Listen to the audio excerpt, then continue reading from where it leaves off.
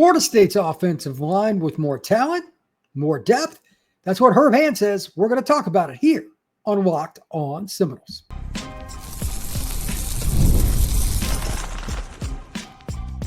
You are Locked On Seminoles, your daily podcast on the Florida State Seminoles. Part of the Locked On Podcast Network, your team every day. Welcome back into Locked On Seminoles. I am your host, Brian Smith, longtime college football writer and recruiting analyst. Thank you for making Locked On Seminoles your first listen each and every day here on the Locked On Podcast Network. This is going to be a fun episode for me. Media Day, Malzahn, we had Norvell, we had Coach Tony White, we had Herb Hand, etc. Whole bunch of coaches spoke. Haven't gotten through all of it and written down all my notes because honestly, I just needed the two I'm going to talk about today to have the podcast. I'll get into more of it tomorrow, including the head coach, Mike Norvell.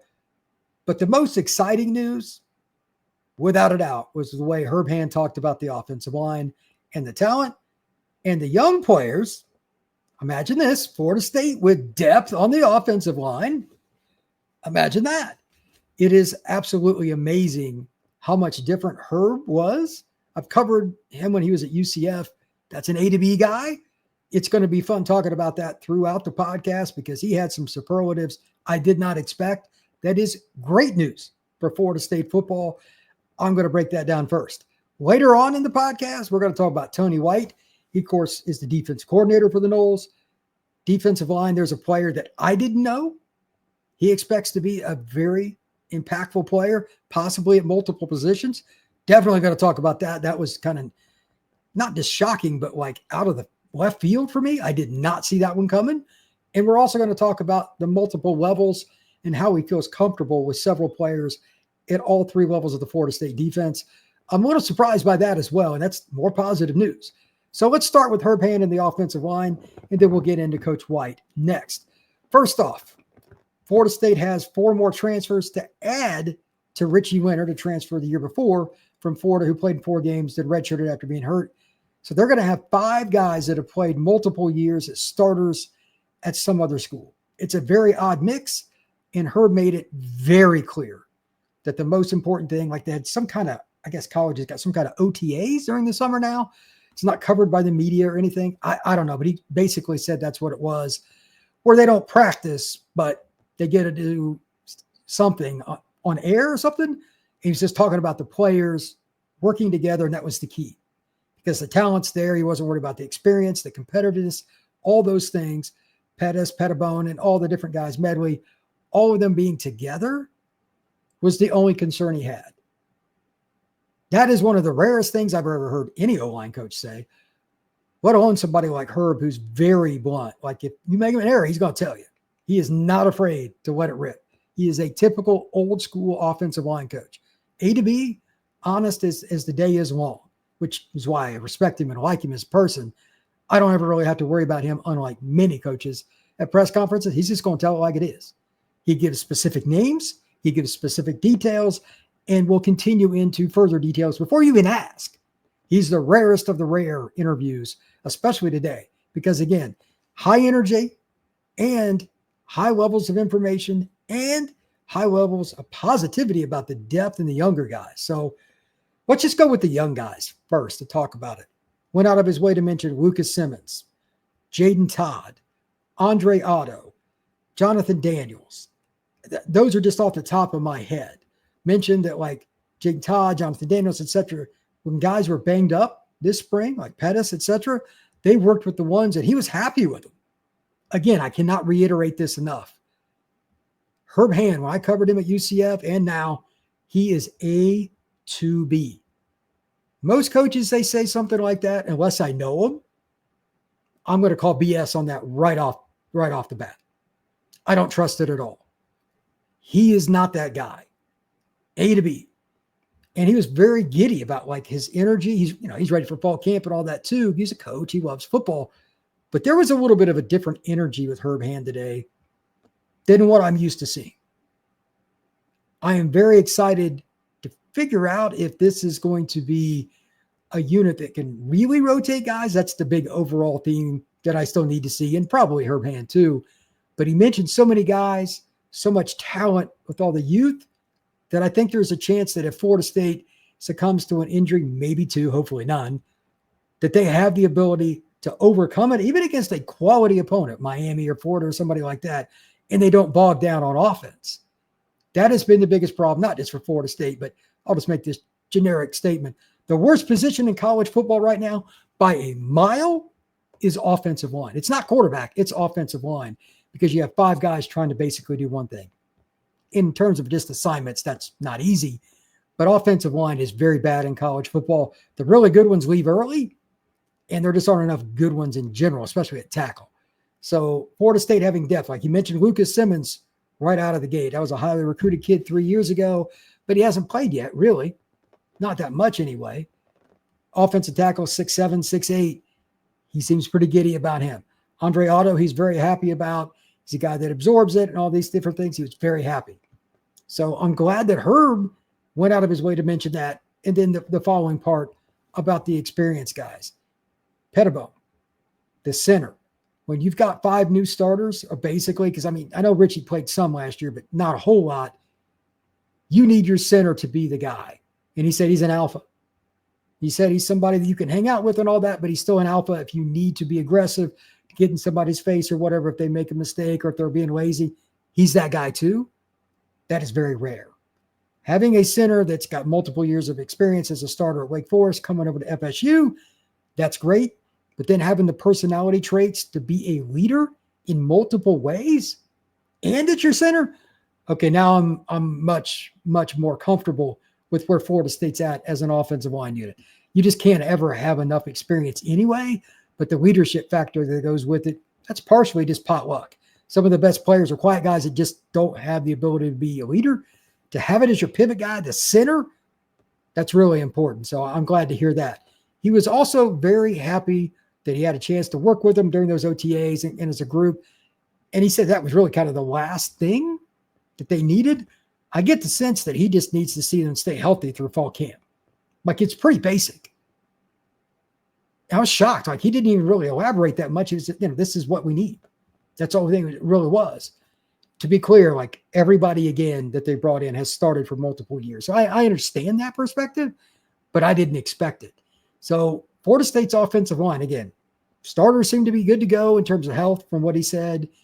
There's more depth than expected. They probably have multiple tackles that are coming up that have a chance. After this season, this will be the first time in a very long time, if Herb is right about all these guys and barring some random crazy bunch of injuries, Florida State isn't going to have to hit the portal near as much on the offensive line, and it can finally be the turning of the page from the portal. The program is going to be in a lot better spot. So that is very good news for Florida State football. When we come back, Tony White is going to discuss not just one, not two, but all three levels of the defense. And much like Herb, he was very specific about names and what he expects. It was a lot of fun to listen to. So that is next here on Locked on Seminoles.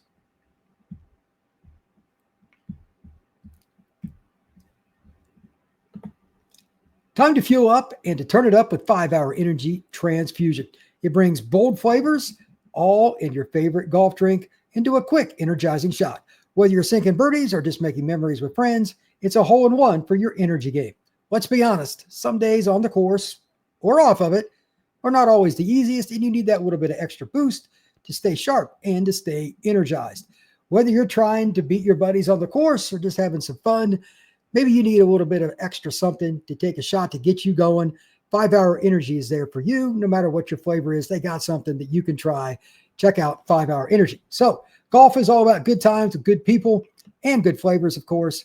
The grape ginger lime flavor gives you the best parts of your clubhouse go to without chasing down the bev cart. If you go to 5hourenergy.com today, that's the number 5hourenergy.com. You can use promo code LOCKEDONGolf to get 20% off.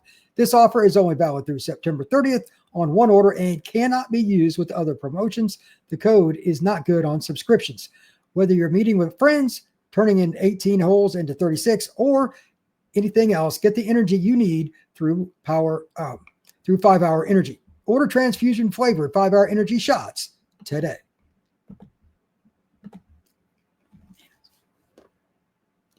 Welcome once again to Locked On Seminoles. I want to say thank you to everybody that tunes in every day. And if you don't, please become an everydayer.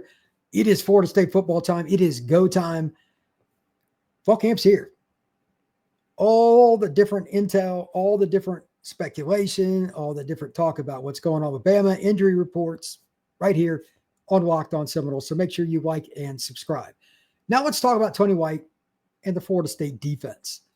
This should be a unit that has all the pieces that it needs physically to be good. So the overarching theme, and I know this is really hard to answer right now, does it gel? I think the defense will be way ahead of the offense early on in the season. I know that's unfortunate with Bama coming up, but that's just the norm in general. And this defensive unit just has so much talent up front on the defensive line. That's what I'm going to start with here in a second. There's a chance they can actually be very good from the outset, because at the end of the day, if you can rush 4 and drop 7, it's not that hard to call plays for defense. Defensive play calling is a billion times easier than offense. It's not even close. With that being stated, we knew that Darrell Jackson was probably going to be a focus player. He's the guy that broke the rock and all that stuff at the end of the summer workouts. He's the 330, 40-pound monster in the middle of Florida State's defense. What I did not know, you got James Williams coming in from Nebraska, and that's great. But Tony White went out of his way emphatically to mention Jason Jenkins as like the guy that's going to not just be a potential player for Florida State, but at multiple spots at 6'6", at 275, he said he could play the jack. To be clear, the jack position in Florida State's defense is that stand-up hybrid edge player. There aren't many 275-pound players in college football standing up at the snap of the football. Like, there probably aren't 10. There may not be 5. If he's able to do that, and I need to see it actually happen to fully believe it, but if they're willing to play him there and he can be productive, it completely changes your defense, because then you would have 2 monsters plus what James Williams can do. We need to see him be an every down player to truly believe he can be elite. But as a pass rusher, he's already proved he's very, very good. Florida State could have one of the best fronts in college football. They've got a ton of size. They've got a ton of experience. I'm curious. He went on to say that Jenkins could play, and this is just Coach White talking, every position on the defensive line. And I'm like, whoa, because you guys, barring something I don't know about, are going to run a 3-3-5, and that means nose guard and stand up outside linebacker. I don't know of another player in college football I've heard that about. Again, I need to see it, but that's pretty wild to me. Like, there's a lot of different ways you can put this into writing now, and it changes later. But if Jason Jenkins can do that, you combine him with D-Jack and, McCray and KJ Sampson and just the overall group, Daniel Lyons, this front could be really nasty. So I'm excited about that. The second thing that I'm very happy about is him just talking about the depth at linebacker.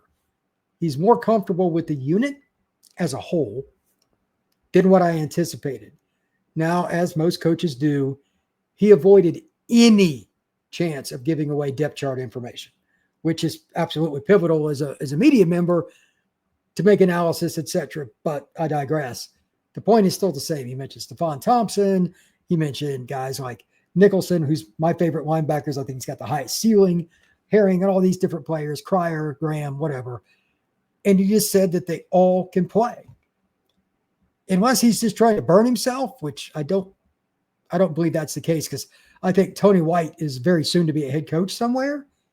I have very, very high aspirations of what he's done so far in his career and his persona, his personality, his ability to recruit. Like, he'll be at Florida State a couple of years and be a head coach is my guess. But this is a guy that I think really believes in this unit, because I'm not saying he's quite as blunt as Herb Hand, but he's not far off from it either. He really believes in the linebacker unit. And I'd said recently that on defense, this is a spot that I'm a little concerned about. I talked about it on Locked On ACC when I visited with Alex Dano. I've talked about it here on Locked On Seminoles. Need to see it. They've got talent. They certainly have talent at linebacker, but like Stephon Thompson and Elijah Herring could end up starting. It's not out of the question. Both those guys are transfers. Is Cryer ready? Is he healthy? Is Graham ready? Is Waverly as a transfer? Is he going to be like, who's going to play with the Will spot? Mike, he had so much positivity in how he talked about him. I didn't even think about it from a perspective of who plays which spots, but he mentioned so many guys. It just sounds like to me, it really shouldn't matter because Florida State has talent and they should play fast. He reiterated that quite a few times. As long as you're playing fast, it'll kind of take care of itself. We'll make up for the mistakes. There's going to be some, but play fast first. So I love that. And again, he was just very positive about the linebackers. Considering that was my biggest concern for Florida State going into this season, that was a good sign. As for the secondary, not really shocking. Jeremiah Wilson, the transfer from Houston, he said the way he prepares, especially even like coming in on Saturdays when nobody else is in the building, Jeremiah is that guy watching film and stuff. Great sign. So that's probably one of your corners, maybe your best DB. The other thing was interesting, like you mentioned, Jabril Rawls. He talked a little bit about Quindarius Jones, etc. There's a chance. Like they could be a team that rotates corners. I don't know how much, but you at least have one guy in Wilson. That makes it easier and you can focus your attention on the other spot. If they can figure it out and have one guy to kind of be that guy, again, remember now, the defense is polar different than what it used to be. The man defensive scheme they recruited a lot of these kids for, it's flipped to more zone. So there's still a learning curve here. But if they can figure out the other corner in fall camp, there's a chance for it to be really good. And the other guy that he's very excited about is Earl Little Jr. He thinks he has NFL traits. He thinks there's a chance he could be big time. I assume that Little is going to play the nickel spot, but maybe he plays some corner too. I don't know. That's the one thing Coach White didn't, again, he didn't give any depth chart information in terms of players here, there, and everywhere. He was very generic, and I'm sure that's strategic. That's fine. But he was very high on Little. I just need to now see this unit play together and how they handle the zone principles because, again, most of the guys in FSU secondary, they were recruited to play in a man scheme. That's a big deal. Does Florida State have the capability to turn that switch? Because it is a different mentality. And against a team like Bama, obviously they've got a lot of talent at receiver. Bernard, Isaiah Horton comes over from Miami, and of course Ryan Williams. That's a pretty good unit. Will Florida State be able to play those zone schemes without any concerns and play with fluidity? Or is it going to be kind of chunky and have some holes that shouldn't be? That's what I need to see out of the secondary. When we come back, I want to talk a little bit about my expectations now for Florida State based on the press conferences today and a few questions that I have about the defense. That is next here on Locked On Seminoles.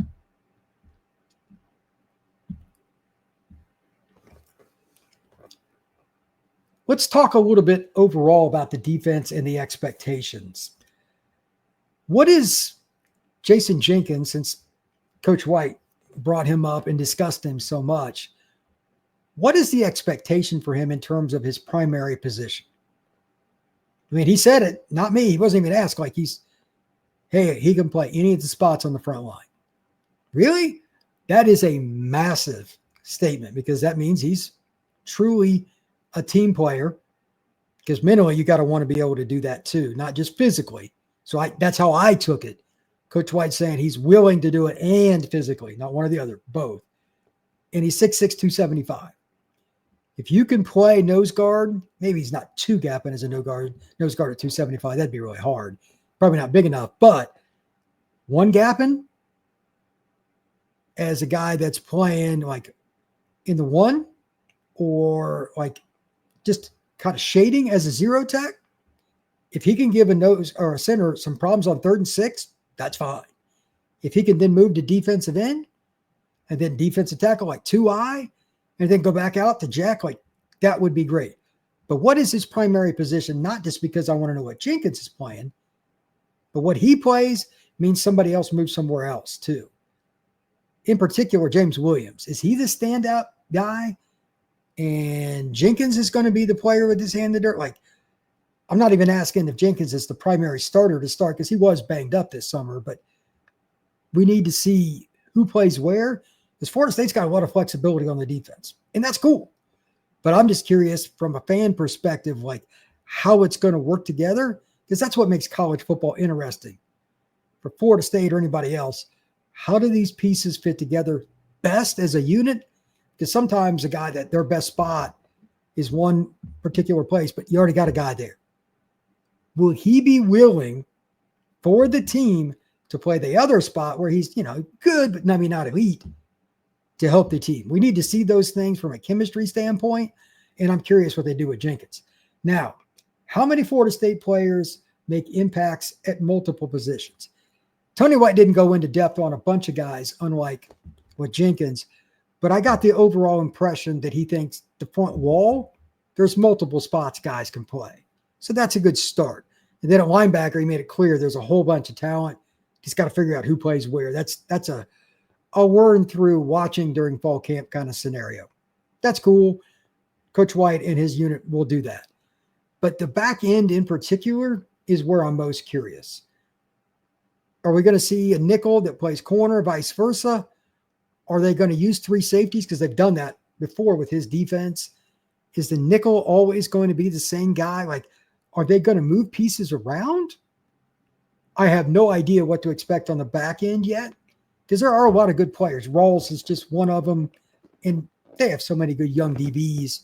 I don't want to just pick one guy, but